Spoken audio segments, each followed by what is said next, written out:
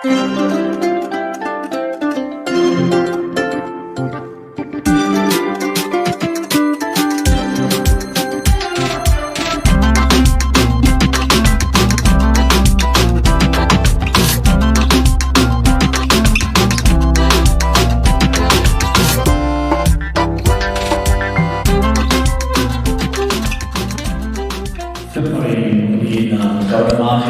நாம் வாசிக்க கேட்போம்.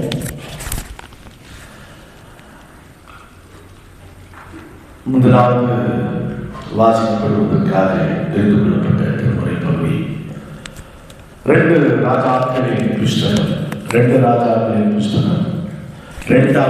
அதிகாரம் 1 12 முடிவுள்ள வசனங்கள். 1 12 முடிவுள்ள வசனங்கள். 11வது வசனம். 2 ராஜாக்கள்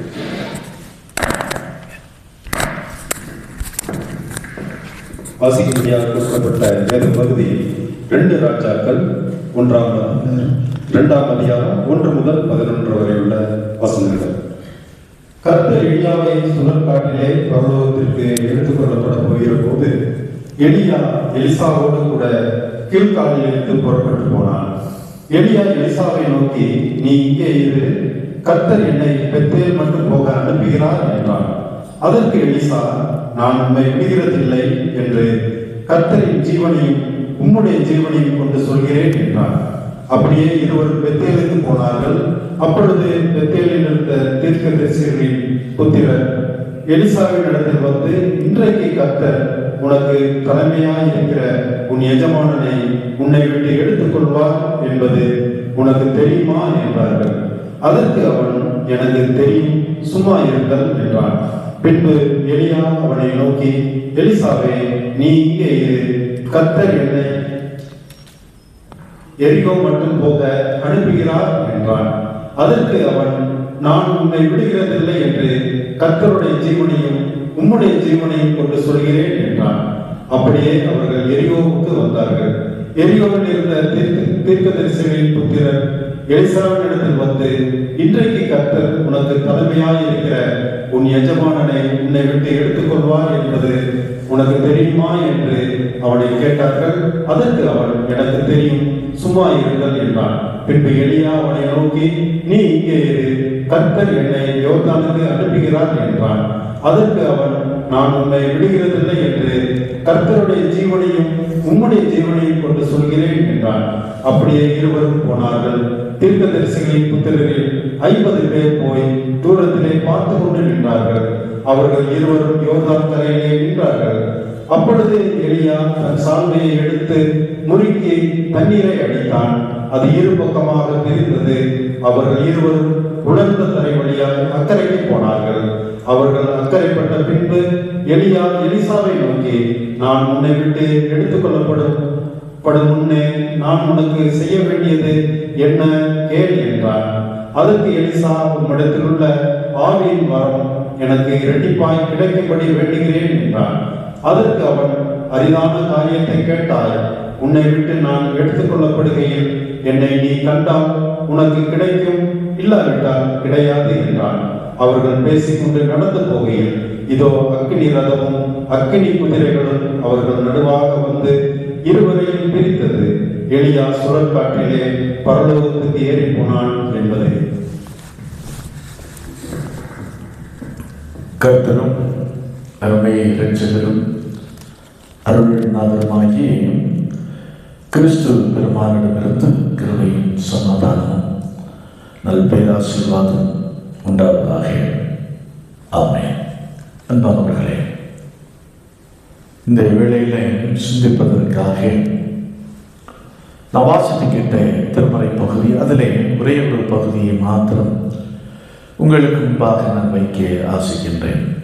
2வது அதிகாரம் 2வது வசனத்தின் இடைப்பட்ட பகுதி. அதற்கு எலிஷா, நான் உம்மை விடுகிறதில்லை என்று கர்த்தர் ஜீவனையும் உம்முடைய ஜீவனையும் கொண்டு சொல்லுகிறேன் என்றார். அன்பானவர்களே,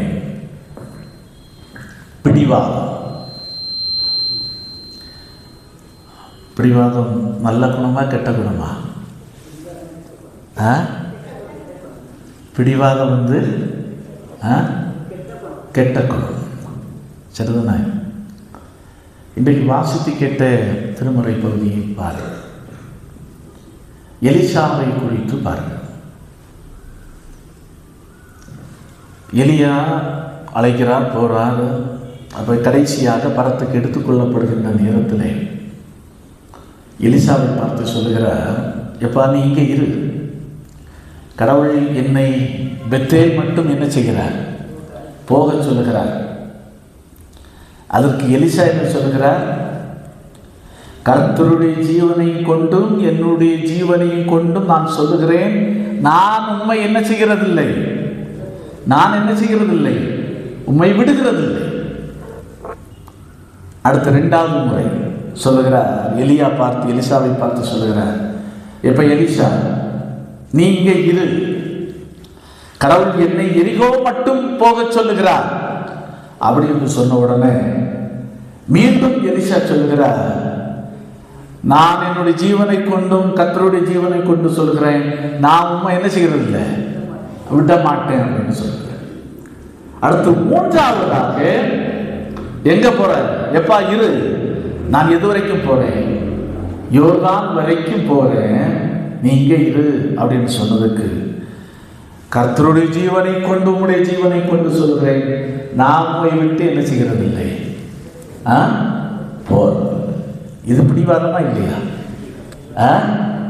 இது பிடிவாதம் தானே. அப்ப பிடிவாதம் நல்ல குணமா கெட்ட குணமா? கெட்ட குணமா? நல்லதும் இருக்கிறது, நல்ல காரியத்திற்காக செய்கின்ற நல்ல காரியமும் இருக்கிறது, அதே நேரத்தில் கெட்டதும் இருக்கிறது. இன்னைக்கு நெட்டில் போய் தேடி பார்த்தீங்கன்னா தெரியும், பிடிவாத குணத்தை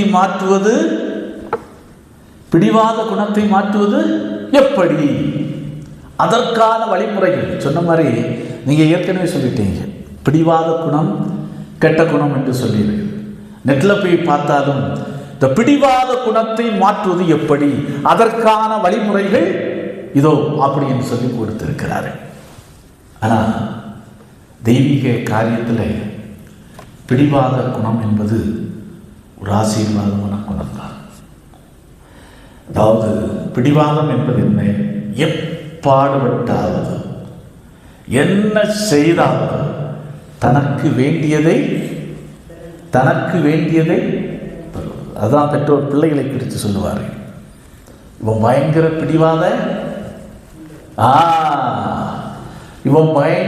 பிடிவாதக்காரன், நினைத்ததை நினைத்த நேரத்திலே அடைய வேண்டும் என்று முயற்சிக்கிறார். அந்த குழந்தைகளுக்கு இருக்கிற பிடிவாதம் ஒன்று இருக்கிறது அல்லவா, அந்த பிடிவாதம் நமக்கு தெய்வீக காரியத்துக்கும் தேவை. இதை நம்முடைய வாழ்க்கையில் நாம் புரிந்து கொள்ள வேண்டும். மோகன்தாஸ் கரம்சந்த் காந்தி, யாரது? மகாத்மா காந்தி சொல்லிட்டீங்க. மோகன்தாஸ் கரம்சந்த் காந்தி, அதுதான் அவருடைய ஒரிஜினல் பெயர். சுதந்திர போராட்டம் துவக்கினார், அகிம்சை வழியில் துவக்கினார். எத்தனை துன்பங்கள், எத்தனை நெருக்கடிகள், இந்த அகிம்சை வெற்றி பெறுமா என்ற கேள்விகளைகள், பல நேரத்தில் கேள்விகள் எழுந்த நேரத்திலும் கூட அதாவது மோகன்தாஸ் கரம்சந்த் காந்தி எப்படி இருந்தார்? பிடிவாதமாயிருந்தார். என்ன வரட்டும், எது வரட்டும், இந்த பிடிவாதத்தை நான் என்ன செய்ய மாட்டேன், அகிம்சைங்கிற இதிலிருந்து நான் ஒரு துளி அளவு கூட ஒருபோதும் பின்வாங்க மாட்டேன். அந்த பிடிவாதம் தான் மோகன்தாஸ் கரம்சந்த் காந்தியை எப்படியாக மாற்றியது? மகாத்மா காந்தியாக மாற்றியது. அந்த பிடிவாதம் இல்லாமல் இருந்திருந்தால், மற்றவர்கள் அவர்கள் சொல்லுகிறார்கள், இவர்கள் சொல்லுகிறார்கள் அப்படி என்று அவர் காந்தியடிகள் செவி கொடுத்திருந்தால் நிச்சயமாய் மகாத்மாவாக என்ன செய்திருக்க முடியாது, மாறி இருக்க முடியாது. தேச தந்தையாக அவர் மாறி இருக்க முடியாது. அவருக்கு ஒரு பிடிவாதம் இருந்தது. என்ன பிடிவாதம்? சுதந்திரத்தை பெற்றுக் கொள்வதற்கான ஆயுதமும் வழியும் அகிம்சைதான் என்கிற பிடிவாதம் யாருக்கு இருந்தது? மகாத்மா காந்திக்கு இருந்தது. டென்சிங் யார்? டென்சிங் யார்? எவரெஸ்ட் சிகரத்தை முதலாக தொட்டவர். அவர் என்ன வேலை செய்தார் தெரியுமா? எருமை மாடுகளை மேய்க்கின்றவர். என்னது? எருமை மாடுகளை மேய்க்கின்ற ஒரு மனிதன். எவரெஸ்ட் சிகரம் அடையணும் பலமுறை தோல்வியுற்றார். ஆனால் அவர் பொருட்படுத்தல, பிடிவாதமாக இருந்தார். நிச்சயமாய் எத்தனை தோல்வி வந்தாலும் பரவாயில்லை, நிச்சயமாய் நான் இந்த எவரெஸ்ட் சிகரத்தை என்ன செய்வேன்? அடைவேன்.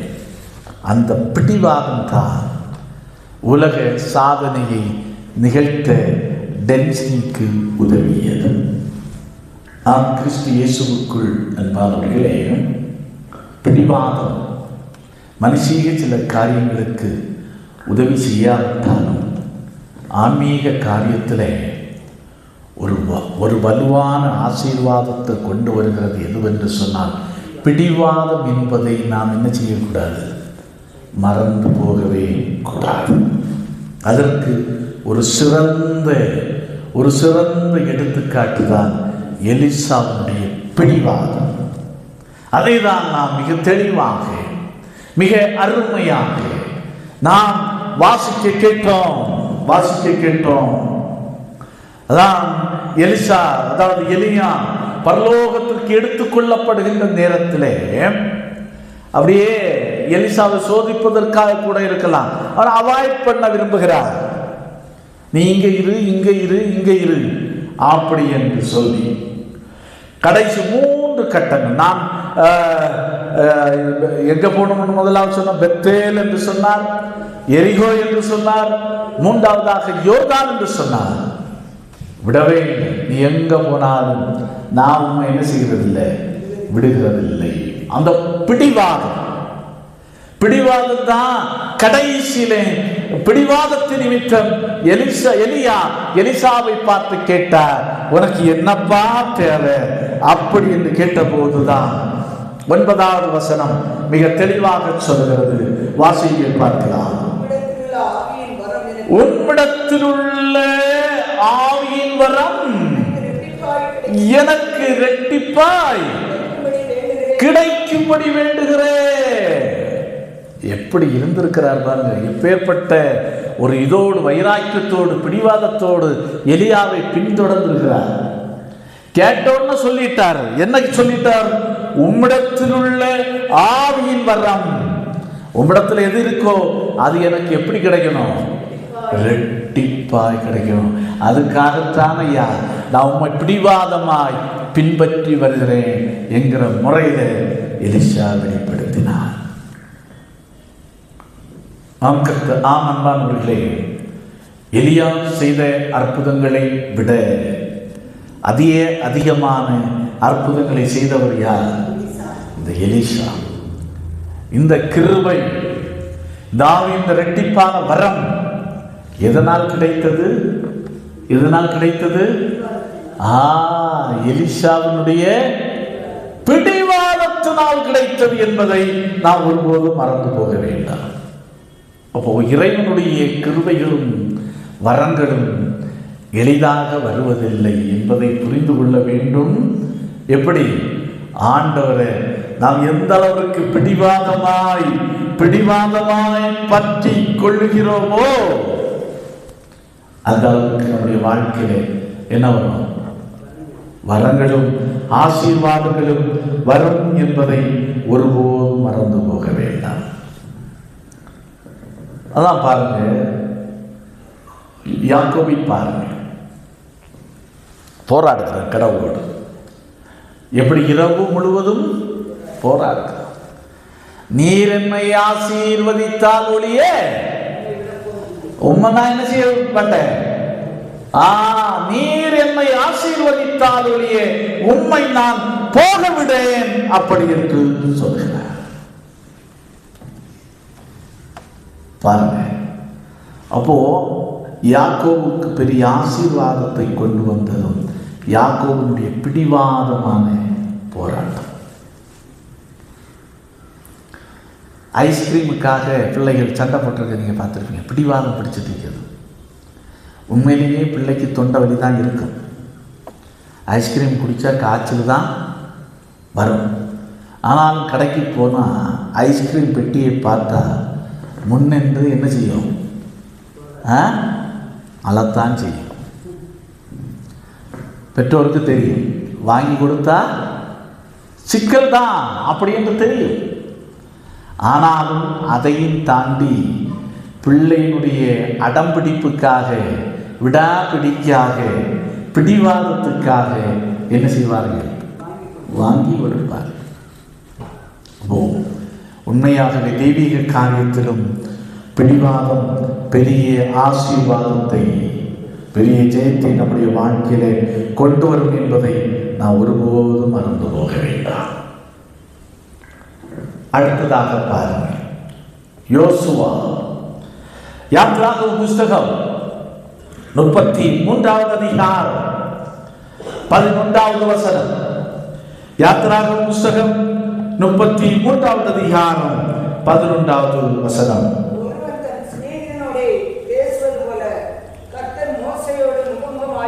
கர்த்தர் மோசேயோடு முகமுகமாய் பேசினார். பின்பு அவன் பாளையத்துக்கு திரும்பினான். நூனின் குமாரனாகிய யோசுவா என்னும் பணிவிடைக்காரனாகிய வாலிபன்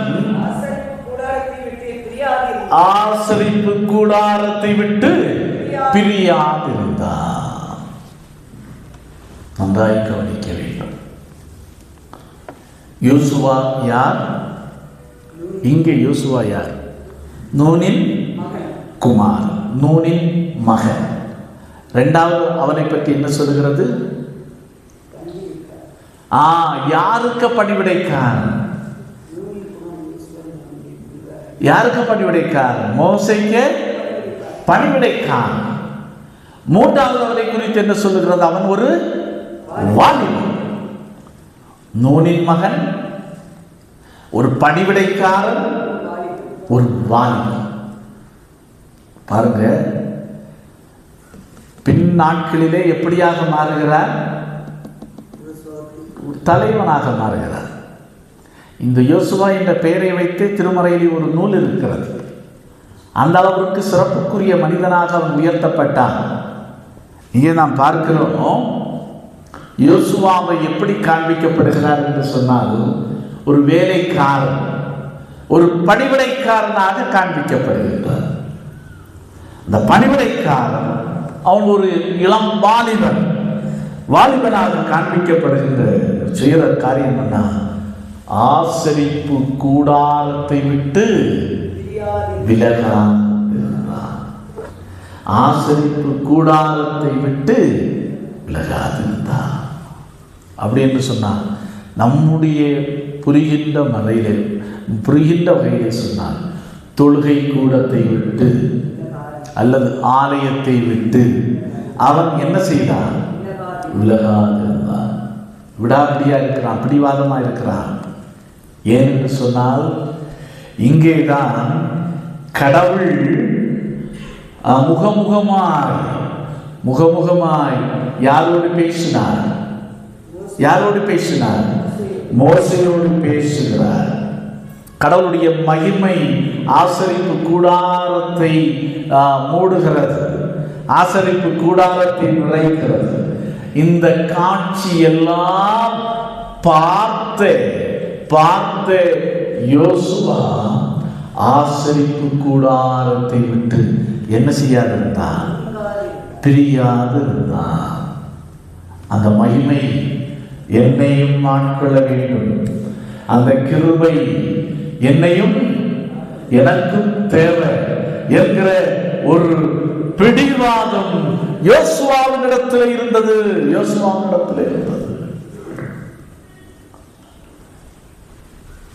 அப்படிதானே? சினிமாவுக்கு போவாங்க, எல்லாம் சேர்ந்து ஒன்னாத்தான் போவாங்க. ஆனால் படம் முடிஞ்ச உடனே என்ன செய்து போயிடுவாங்க, வெளியே ஓடி போயிடுவாங்க. அவ்வளோதான், முடிஞ்சு போச்சு. ஒரு 2 மணி நேரம் ஜாலியாக பொழுத போக்கணும் அப்படின்னு முடிஞ்சு போச்சு. இவன் ஒரு வாலிபன், இவன் ஒரு வேலைக்காரன். நன்றாய் கவனிக்கணும், ஒரு வேலைக்காரன். மோசே ஆசரிப்பு கூடாரத்தை விட்டு வெளியே போய் ஆயிட்டு, ஆனால் இன்னுமே இந்த வாலிபன் என்ன செய்யல, வெளியே போகல, பிடிவாதமாக இருக்கிறான். நன்றாக தெரியும், யாரை பிடிச்சி கோயிலில் உள்ள உட்கார வச்சாலும் இந்த வாலிப பிள்ளைகளை உட்கார வைப்பது என்பது ரொம்ப கடினமான காரியம், ரொம்ப கடினமான காரியம். பாருங்க, அந்த வாலிப பருவத்திலே ஆசரிப்பு கூடாரத்தை நேசித்து, இது கடவுளுடைய மகிமை இறங்கின இடம் அல்லவா, பரலோக மகிமை இறங்கின இடம் அல்லவா. கடவுள் இங்கே இருந்தல்லவா மோசையோடு முகமுகமாக பேசினார். அது எனக்கு தேவை அப்படி என்று அங்கேயே இருந்தார். இந்த ஒரு வைராக்கியமும் பிடிவாதமும் நமக்கு தேவை. இறையாசீர்வாதத்தை நம்முடைய வாழ்க்கையிலே சுதந்திரித்துக் கொள்வதற்கு, நம்முடைய வாழ்க்கையில ஜெயத்தை பெற்றுக் கொள்வதற்கு நமக்கு இந்த பிடிவாதம் தேவை. பிடிவாதம் தேவை. யார் போனா, யோசுவாவை போல. இந்த யோசுவா தான் மோசைக்கு அடுத்து, மோசைக்கு வேலைக்காரனாயிருந்தவன், மோசைக்கு பணிவிடைக்காரனாயிருந்தவன், மோசையினுடைய ஸ்தானத்திற்கு உயர்த்தப்பட்டான். கடவுள் மோசையை கொண்டு சொன்னார், அழகா சொன்னார், நான் மோசையோடு இருந்தது போல உன்னோடு இருப்பேன், நான் உன்னை விட்டு விலகுவதும் இல்லை, உன்னை கைவிடுவதும் இல்லை என்று சொல்லுவதற்கு மிக மிக முக்கியமான ஒரு காரணம் என்னவென்று சொன்னால், அது ஒரு மிக முக்கியமான பண்பு. அவன் ஆசரிப்பு கூடாரத்தை நேசித்தான், அதை விட்டு பிரியாது இருந்தான். வாசிக்க பார்க்கலாம், சங்கீதக்காரன் என்ன சொல்லுகிறார்? 122வது சங்கீதம், 122வது சங்கீதம் 1வது வசனத்தை வாசிங்க. கர்த்தருடைய ஆலயத்திற்கு போவோம், வாருங்கள் என்று எனக்கு அவர்கள் சொன்னபோது மகிழ்ச்சியாயிருந்தேன். வாருங்கள், கர்த்தருடைய ஆலயத்திற்கு போவோம், வாருங்கள் என்று சொன்னபோது நான் என்ன செய்தேன்? மகிழ்ச்சியாயிருந்தேன். இன்றைக்கு எந்த அளவுக்கு சந்தோஷத்தோடு ஆர்வத்தோடு நாம் ஆலயத்துக்கு வருகிறோம், ஆலய தொழுகைகளிலே பங்கெடுக்கிறோம், அப்படிதான் நான் கேட்டு பார்க்கிறேன்.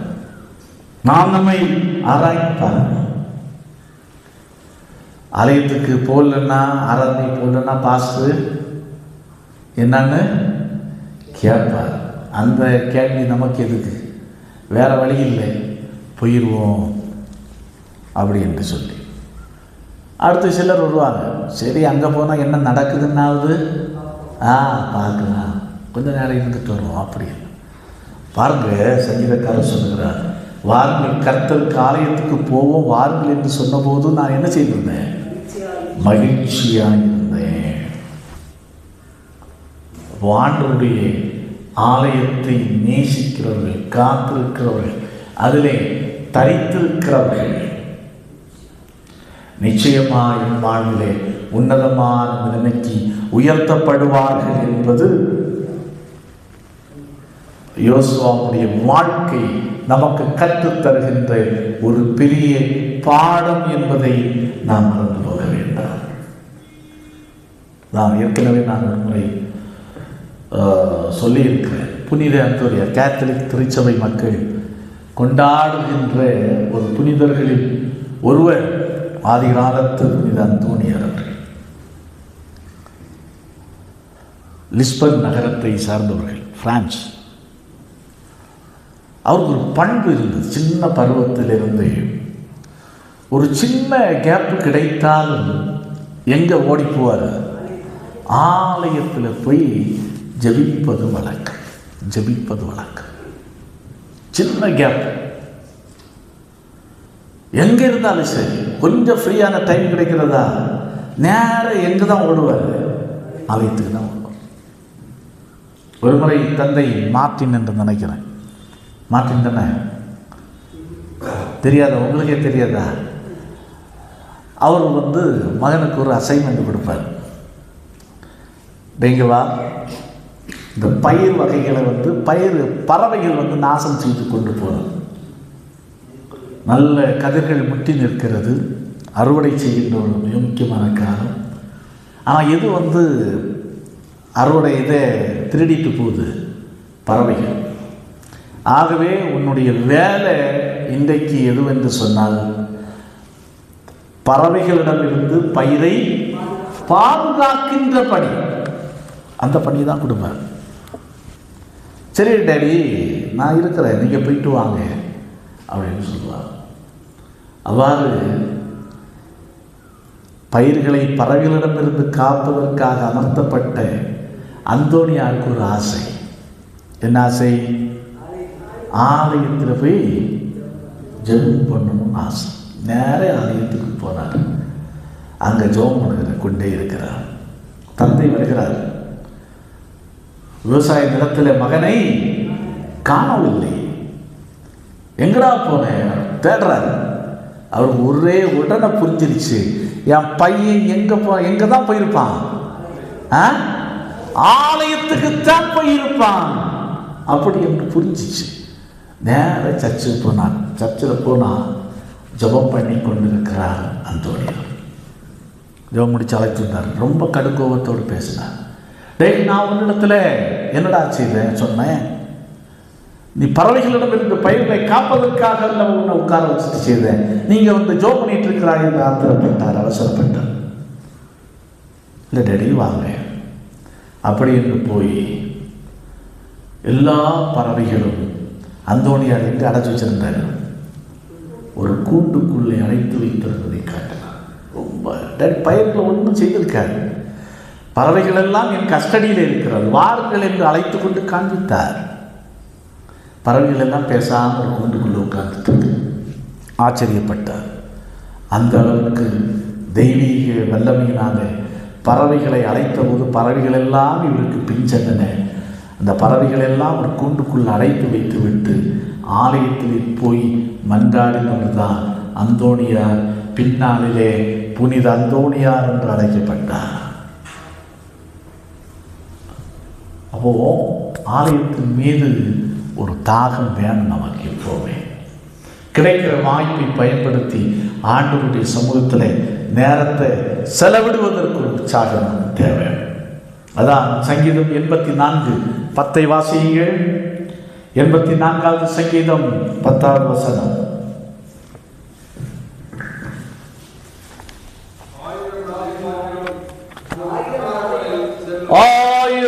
ஆயிரம் நாட்களை பார்க்கிறோம் உமது பிரகாரங்களில் செல்லும் ஒரே நாள் நல்லது. ஆகாமிய கூடாரங்களில் வாசமாய் இருப்பதை பார்க்கிறோம் என் தேவனுடைய ஆலயத்தின் வாசற்படியில் காத்திருப்பதை நான் ஆடுவேன். எவ்வளோ பெரிய பாக்கியத்தை கடவுள் நமக்கு தந்திருக்கிறார். அப்போது அப்படி என்று சொன்னால் இந்த பிடிவாதத்தை ஆண்டவருடைய சமூகத்திலிருந்து காத்திருந்து ஆசீர்வாதத்தை சுதந்திரித்துக் கொள்ள வேண்டும் என்ற ஒரு பிடிவாதம் நமக்கு இருக்கும் என்று சொன்னால் யோசுவாவை போல நம்முடைய வாழ்க்கையிலும் நாம் உயர்த்தப்படுவோம். அது 3வது ஒரு பிடிவாதம் பாரு. மார்க் 2வது அதிகாரம் 1 முதல் 12 முடியுள்ள வசனங்களிலே பார்க்கின்ற போது அங்கே ஒரு அற்புதமான ஒரு நிகழ்வு. ஒரு மனுஷன் திமிர்வாதக்காரனாய் கிடக்கிறான். அந்த திமிர்வாதக்காரனை குணப்படுத்த இயேசுவால் ஆகும் என்று சொல்லி எத்தனை பேர் சுமந்து கொண்டு வருகிறார்கள்? 4 பேர் சுமந்து கொண்டு வருகிறார்கள். இங்கே நாம் பார்க்கிற காரியம் இந்த 4 பேருடைய பிடிவாதம் தான். வசனம் மிக அழகாக சொல்லுகிறது பாருங்கள். மார்க் எழுதிய நற்செய்தி நூல் 2வது அதிகாரம் 2வது வசனத்தை வாசியுங்கள். அநேகர் கூடி வந்தார்கள். போதும் ஜனக்கூட்டத்தின் நிமித்தம். அடுத்துள்ள வசனம் சொல்லு. ஜனக்கூட்டத்தின் நிமித்தம் அவர்களால் இயேசுவை என்ன செய்ய முடியல? நெருங்க முடியல, சமீபமாக முடியல. எப்படி இருக்கு நினைச்சு பாருங்க. எவ்வளோ கஷ்டப்பட்டு 4 பேரும் சேர்ந்து நடந்து தூக்கிட்டு வந்தாங்க. இப்போ ஜனக்கூட்டம். நல்லா சொல்லுவோம், நம்ம பஸ் ஸ்டாப்பில் நிற்கிறோம். ரெகுலராக பஸ் இருந்துச்சுன்னா ஒரு கூட்டமான பஸ்ஸில் நம்ம ஏறுவோமா? நிச்சயமாக ஏற மாட்டோம். நின்று பொறுமையாக நின்று அடுத்த பஸ்ஸில் ஏறுவோம். அடுத்ததாக அதே போல் ரேஷன் கடையில் போகிறோம். சில நேரத்தில் திருப்பி வந்துடுவோம். ஏன்?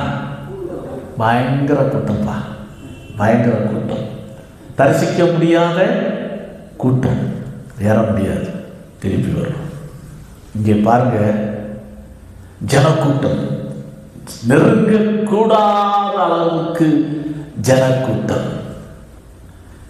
அந்த வழியை பார்க்குறாங்க, இந்த வழியை பார்க்குறாங்க, பின்னாடி பார்க்குறாங்க, முன்னாடி பார்க்குறாங்க, முடியல.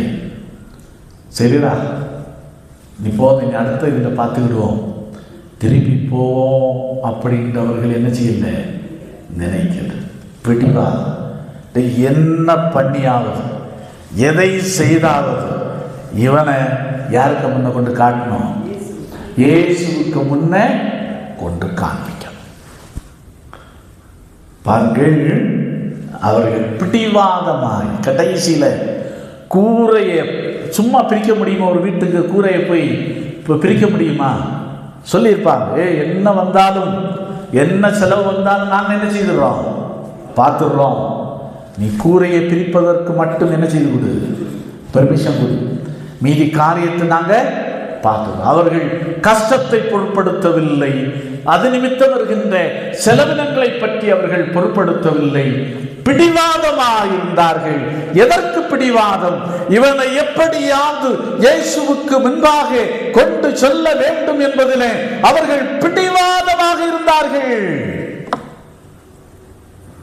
அந்த பிடிவாதம் யாருக்கு சுகத்தை கொடுத்தது? திமிர்வாதக்காரனுக்கு சுகத்தை கொடுத்தது. அப்போ ஒன்றை நம்முடைய வாழ்க்கையில புரிந்து கொள்ள வேண்டும்.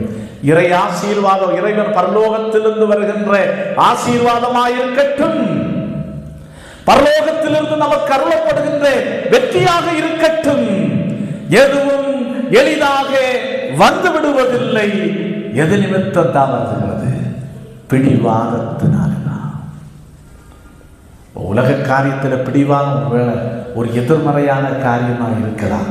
ஆனால் ஆண்டவருடைய சமூகத்திலே பிடிவாதம் ஆசீர்வாதத்தை கொண்டு வரும், பிடிவாதம் உயர்வை கொண்டு வரும், பிடிவாதம் சுகத்தையும் ஆரோக்கியத்தையும் கொண்டு வரும். இப்போ நமக்கும் அந்த பிடிவாதம் என்ன செய்யணும்? கொஞ்சம் தேவை. என்ன இருக்கட்டும், என்ன பிரச்சனை வரட்டும், என்ன இது வரட்டும், தடை வரட்டும், நான் ஆண்டவருடைய சமூகத்துக்கு போய் காத்திருப்பேன். நான் என்ன செய்வேன்? காத்திருப்பேன். என்ன வரட்டும், இதை வார்த்தைகளை நான் பின்பற்றுவேன். அப்படிங்கிற பிடிவாதம் நமக்குள்ளே இருக்கும் என்று சொன்னார். பிடிவாதத்தோடு கடவுளை தேடுவோம் என்று சொன்னார். பிடிவாதத்தோடு கடவுளை ஆராதிப்போம் என்று சொன்னார். அந்த பிடிவாதத்தோடு கடவுளோடு நாம் அன்றாடுவோம் என்று சொன்னார்.